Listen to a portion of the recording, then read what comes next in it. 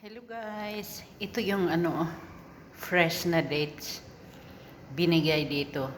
Tapos manibalang pa ito yung binigay. Hinayaan lang yan sa lalagyan. Ito na siya. Hinog na as in ganito siya. Ang dates ito medyo pa to siya mayroon pa siyang hindi pa as in totally yan medyo pa. Dilaw pa. Ganito ang dates. Kunin siya ng manibalang ang crunchy niya. Tapos, hayaan lang siya dyan. Kain-kainin kung gusto mong pahinugin. Hayaan na yan siya dyan. Open air. Mahinog na lang siya. Ang tamis masyado. Kasi ngayon, season dito ng dates. Mamulaklak siya ng mga April. Ngayon, hinog na. Ganyan lang kadali yung dates. Masustansya ito guys. Mga 3 piraso kainin mo isang araw.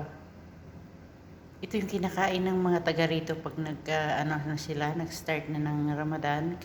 Bago sila kakain ng kahit kain muna sila ng 3 piraso o 1 pirasong ganyan, tapos inom ng Diyos. Saka sila kakain ng iba. So ganito, minsan kinukuha ko yung buto. Yan, may buto man yan. Tapos, dinadala ko, pinapatubo. Meron ako nito, malapit na yung mamunga. Super katamis nito, ng manibalang niya. Super kakransi naman. Ayan, tapos, hayaan lang siya dyan, medyo matuyo. Mas mag-brown pa siya, saka ilagay sa freezer. Hindi man ito siya titigas kung ilagay sa freezer.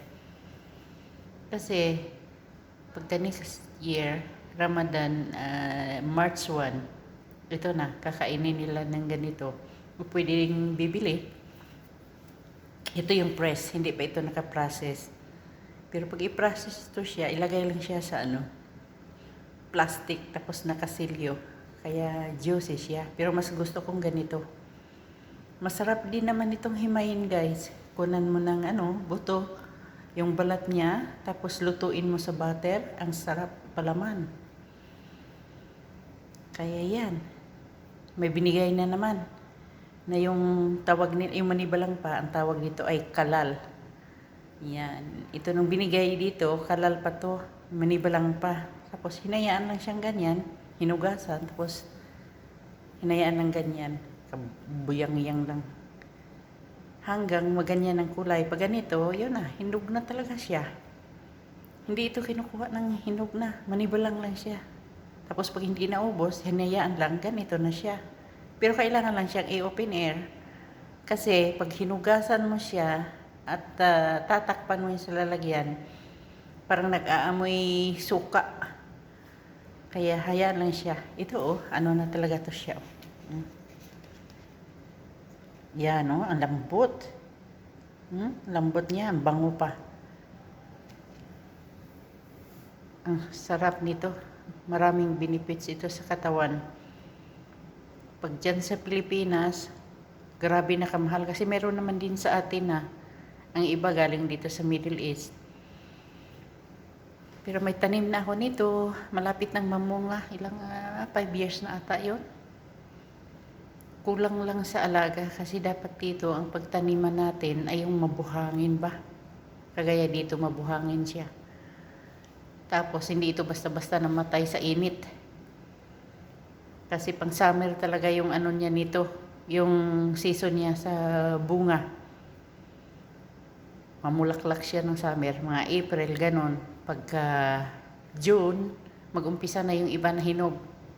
Maraming variety ito. Mayroon siyang kulay niya parang maroon. Ganyan. Ito, malalaki ito siya. Mga binigay lang to ng kamag-anak ni asawa ng kapatid ni Madam. Binigay sa kanya, hinatid nung last Thursday ata. Ilang araw pa lang ganito na, kasi hindi naman nila maapula ng kain. Kaya ito, ayun, pinalagay sa akin dyan sa lalagyan, tapos hayaan lang siya. Pag medyo matuyo na, as in mag-brown pa talaga, saka ilagay sa freezer. Yan. Pwede din itong i-flavor sa sa cake. Kung gagawa ka ng cake, dates flavor, madali lang siya.